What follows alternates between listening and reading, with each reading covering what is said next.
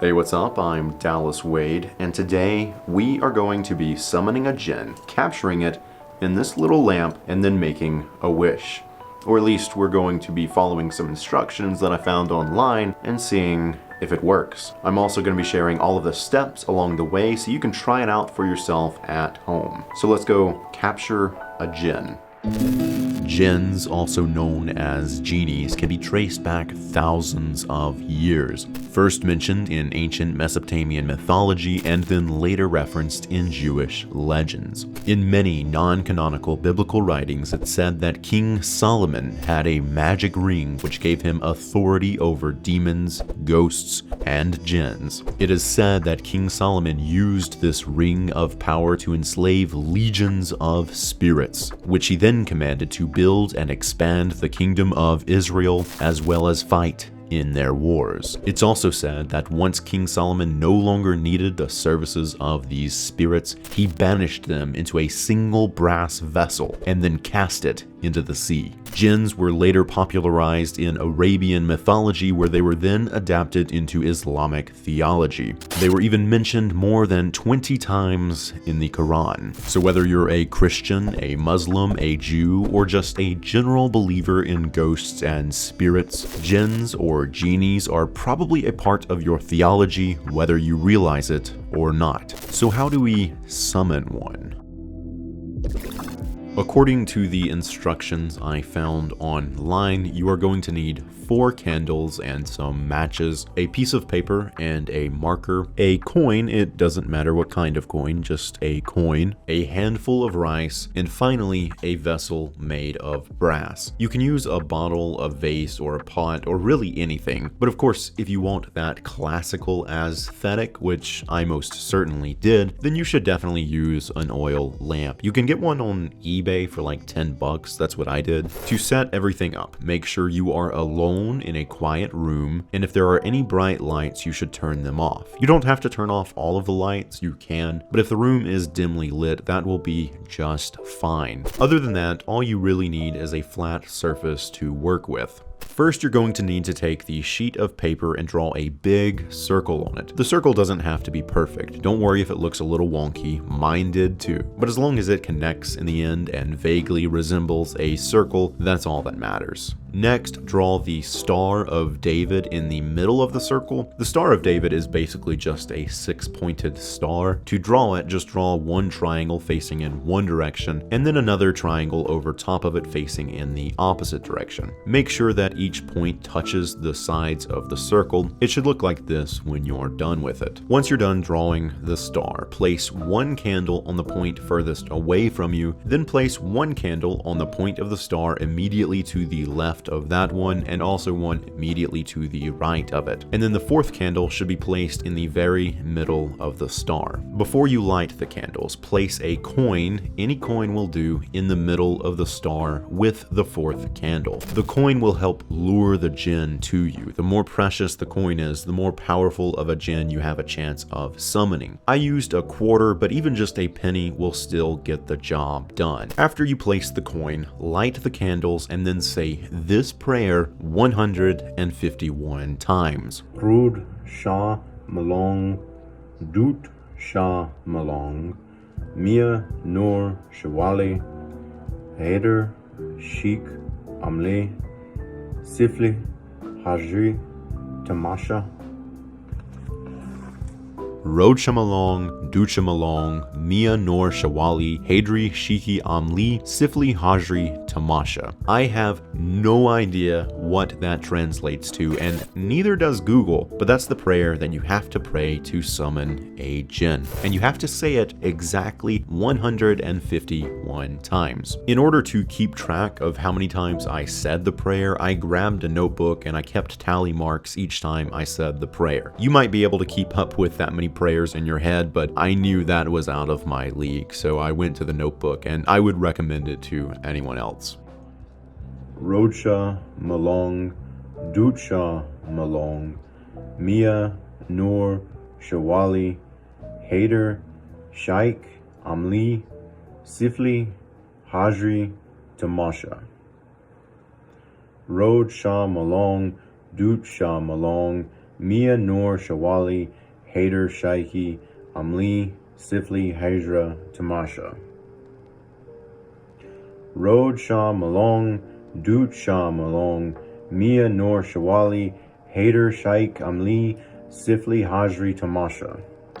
120, 125, 130, 135, 140, 145, 150. Gotta say it one more time. Roja Malone, Duja Malone, Mia Noor Shawali, Hadri Shiki Amli, Sifli Hajri Tamasha. That's it. After you finish praying, which takes a long hacking time, place your brass vessel on the paper just outside of the circle. It needs to be there to capture the jinn when they appear. Now, to finalize the summoning ritual, drop a handful of rice in the center of the star. This is a peace offering to the jinn. It's a sign of respect, so the more rice, the better. Also, be careful not to burn yourself on the candles when you pour the rice, and also just be mindful of the candles the whole process. Fire is very dangerous and it needs to be respected. Remember, only you can prevent forest fires. Now wait 1 minute.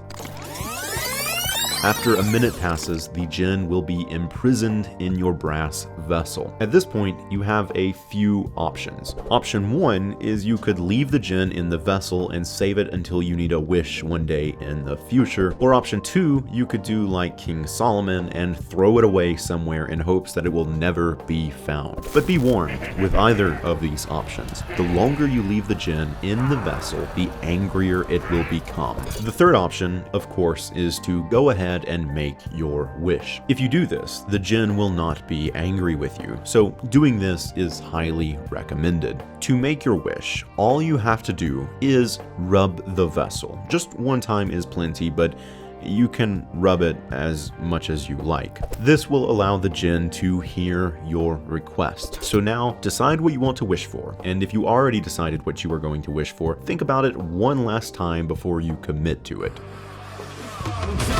Money, luxury, fame, beauty, power. I sat there for a little while and I thought about everything in the world that I could ever dream of. I could have anything, literally anything in the world. I had one chance to wish for anything. But I knew deep in my heart, deep in my soul, exactly what I wanted to wish for. And that's exactly what I decided to wish for. I wish for you to bring the LEGO Universe original servers back online. Once you're confident with your wish, you have to tell the jinn what your wish is 121 times. This number is very important. I wish for you to bring the original LEGO Universe servers back online. I wish for you to bring the original LEGO Universe servers back online. I wish for you to bring the original LEGO Universe servers back online. I wish for you to bring the original LEGO Universe servers back online. And finally, one more time, I wish for you to bring the original LEGO Universe servers back online. Once you've said your wish 121 times, then your part is done. The jinn will fulfill your wish and then they will return into their jinn domain. Or at least that's what the instructions online said would happen. But I guess there's only one way to find out if it actually worked. Now I know some of you out there might be wondering, what's LEGO Universe? Is that like a LEGO video game? Is it like the LEGO Star Wars games? You know, what is it? I've never heard of it. LEGO Universe was a massively multiplayer online game, and it was closed down January of 2012. Now I know some people think, you know, well, Minecraft is the best game ever, or, you know, Fortnite, or, you know, Halo, Call of Duty, you know, Warzone, whatever else, but they're not. You know, and that's not my opinion, that's just the objective truth of reality. LEGO Universe was the greatest game of all time, and since LEGO Universe closed down, you know, I've graduated high school, I've had girlfriends, I've, you know, gotten married, had a kid, and, you know, while I do love my wife and my kid more than Lego Universe. I can't get in a rocket ship and fly to Crux Prime and save Imagination with my wife or kid, but I could do that with Lego Universe. Alright, so we've summoned the genie, we captured it in this lamp, and then we released it and made our wish and let the genie go free. So now, let's see if it worked. I'm sitting here at my computer, and we are going to launch Lego Universe. I have it downloaded on my computer, and we're going to see if it connects to any servers. So, let's go.